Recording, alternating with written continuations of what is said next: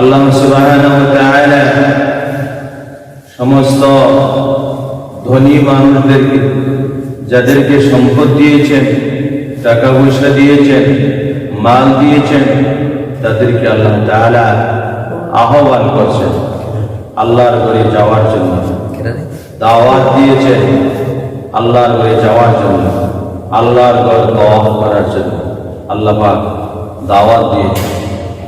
এই বিষয়ে একটি হাদিস হযরত আবু হুরায়রা রাদিয়াল্লাহু তাআলা আনহু থেকে রওয়ায়াত عن النبي صلى الله عليه وسلم قال إن الله تعالى يقول إن عبدا قد صححت له جسمه ووسعته عليه في المعيشة تمضي عليه 5 أعوام لا تغوي إلي لمحروم। নবী করিম সাল্লাল্লাহু আলাইহি ওয়াসাল্লাম বলেন, আল্লাহ সুবহানাহু ওয়া তাআলা বলেছেন, আল্লাহ তাআলা বলেন, আমি আমার বান্দাকে সুস্থতা দান করেছি, নিয়ামত দান করেছি, সম্পত্তি দান করেছি। সম্পত্তি নিয়া, এই নিয়ামত নিয়া, এই সুস্থতা নিয়া, এই মাল নিয়া 5টি বছর অতিক্রম করেছে। সে আমার ঘর তওয়াফ করতে আসে নাই, আমার ঘরে আসে নাই, আমার মেহমান হয় নাই, সে আমার রহমত থেকে বঞ্চিত থাকবে। তাহলে এই হাদিস দ্বারা আমরা কি বুঝলাম? এই হাদিস দ্বারা বুঝতে পেরেছি আল্লাহ পাক যাদেরকে সম্পত্তি দিয়েছেন, পর্যাপ্ত নিয়ামত দান করেছেন, ধনবান বানাইছেন, তাদেরকে দাওয়াত দিয়েছেন, ও আমার বান্দা আসো আমার ঘরে এসে তওয়াফ হয়ে যাও, আমার ঘরে মেহমান হয়ে যাও, আমি তোমাদেরকে মাফ করে দেব।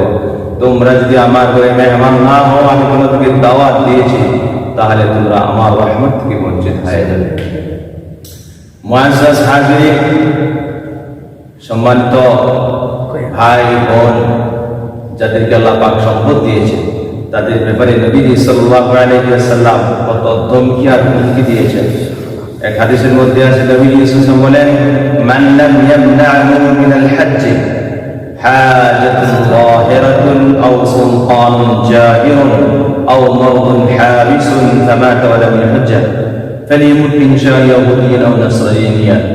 অর্থাৎ নবী সাল্লাল্লাহু আলাইহি ওয়াসাল্লাম বলেছেন, যার কোনো প্রতিবন্ধক নেই, হজ করার প্রতিবন্ধকতা নেই, বাহ্যিক দৃষ্টিতে কোনো বাধা নাই হজ করতে, জাহিরি দৃষ্টিতে তার কোনো বাধা নাই হজ করতে, বাদশাহের পক্ষ থেকে কোনো বাধা নাই হজ করতে, কোনো অসুস্থতাও নাই, কোনো ঝামেলা নাই, কোনো সমস্যা নাই, বিনা ওজরে সে হজকে ত্যাগ করেছে। এই অবস্থায় সে মৃত্যুবরণ করেছে। নবী সাল্লাল্লাহু আলাইহি ওয়াসাল্লাম তাকে হুমকি দিয়ে বলেছেন, সেই ইয়াহুদিয়া হোক, মরিয়া হোক, নাসরানিয়া হোক, আমার কোনো পরোয়া নাই। তাহলে আল্লাহ নবী সাল্লাল্লাহু আলাইহি ওয়াসাল্লাম বলেন রাহমাতুল লিল আলামিন, তিনি এই কথা বলে ফেলেছেন, সামর্থ্য থাকা সত্ত্বেও হজ করলো না, আর এই অবস্থায় মারা গেছে, মরে গেছে, সে ইহুদি হয়ে মরুক, খ্রিস্টান হয়ে মরুক, আমার কোনো পরোয়া নাই। তাহলে আল্লাহ পাকের পক্ষ থেকে বদদোয়া মালদারদের উপর হজ করবার জন্য। মাল দিয়েছে বসে বসে খাওয়ার জন্য, মাল চুষে চুষে খাওয়ার জন্য, আনন্দ উল্লাস করার জন্য, এদিক সেদিক করার জন্য। ইন্ডিয়া যাই, লন্ডন যাই, আমেরিকা যাই, জাপান যাই, তারপরে সিঙ্গাপুর যাই, কক্সবাজার যাই, মাল নিয়ে সম্পদ যায়, ওখানে গিয়ে খরচ করে, কিন্তু হজ করে না, উমরা করে না, অবশ্যই সে আল্লাহর আযাবের মধ্যে পতিত হবে। আল্লাহু আকবার। সম্পদ দিয়েছে আল্লাহ তাআলা আল্লাহর ঘরে যাওয়ার জন্য, আল্লাহর সাথে সম্পর্ক হওয়ার জন্য, আল্লাহর মেহমান হওয়ার জন্য, আল্লাহর রাস্তায় খরচ করার জন্য আল্লাহ পাক সম্পদ দিয়েছেন। আর এই সম্পদগুলি আপনি খরচ করতেছেন না, ভিন্ন পথে, বাজে পথে, খারাপ পথে আপনি সম্পদ খরচ করতেছেন। আল্লাহর দরবারে কঠিন হিসাব দেওয়া লাগবে। আল্লাহর কাছে ধরপাকড় হতে হবে। আল্লাহ পাক আপনাকে ধরবেন। ভাই দোস্ত, নবীজি সাল্লাল্লাহু আলাইহি ওয়াসাল্লাম বলেন, আল উমরাতু ইলাল উমরাতি কাফারাতুল লিমা বাইনাহুমা। উমরা করলে এক উমরা থেকে আর উমরা পর্যন্ত আল্লাহ পাক সব গুনাহ মাফ করে দেন। আল হজ্জুল মাবরুর লাইসা লাহু জাযাউ ইল্লা জান্নাহ। মকবুল হজ জান্নাত ছাড়া কিছু নাই। মকবুল হজের বিনিময় একমাত্র জান্নাত। হাজিদেরকে আল্লাহ তাআলা জান্নাত দিতে পারবেন। সুবহানাল্লাহ। আরেক হাদিসের মধ্যে আছে, তাবিউ বাইনাল হজ্জ ওয়াল উমরা ফাইন্নাহু ইয়ানফিয়ানি ফাকরা যুনুব। নবীজি সাল্লাল্লাহু আলাইহি ওয়াসাল্লাম বলেন, তোমরা হজ করতে থাকো, উমরা করতে থাকো। হজ করলে, উমরা করলে আল্লাহ পাক দরিদ্রতা দূর করে দিবেন, সব গুনাহ আল্লাহ পাক মাফ করে দিবেন। হজ করলে দরিদ্রতা দূর হয়, হজ করলে গুনাহ মাফ হয়, হজ করলে আল্লাহ পাক জান্নাত দান করে। উমরা করলে দরিদ্রতা দূর হয়, উমরা করলে আল্লাহ তাআলা গুনাহগুলি মাফ করে দেন। এবং উমরা করলে আল্লাহ জান্নাত দান করে। এই জন্য ভাই বুঝতে আপনাকে আলোচনা করবো না, অবশ্যই উমরা করবো। এই সম্পদ কিসের জন্য?